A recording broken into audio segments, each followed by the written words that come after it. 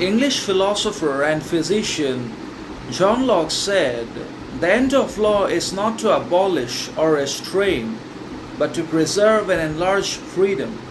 For in all the states of created beings capable of law, where there is no law, there is no freedom."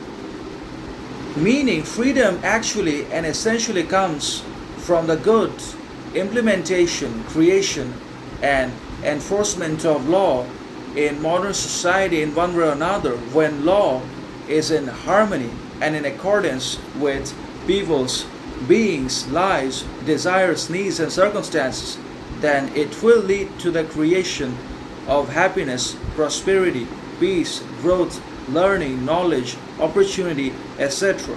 But law, on the other hand, cannot afford to basically abolish people's happiness, opportunity, chance, etc.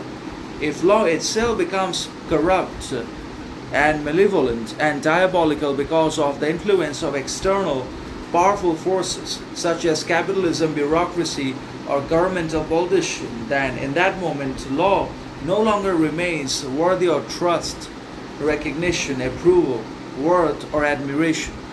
So law just cannot be hijacked by the political, economic, and social elites or the bureaucrats or capitalists that constantly try to bend and mold law in accordance with their own needs, advantages, and desires. But law is also necessary and indispensable for the ultimate occurrence of freedom into the lives of people in the societies of the world.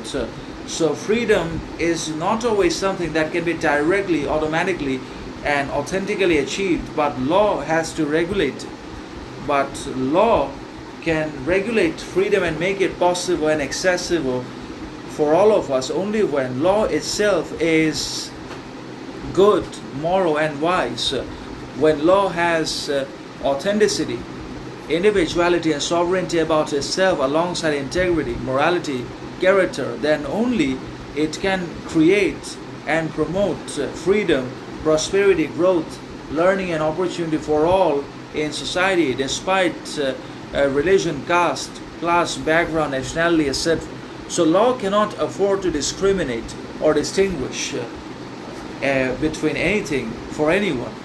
If law becomes partial and discriminatory, then it just cannot be considered to be trustworthy either.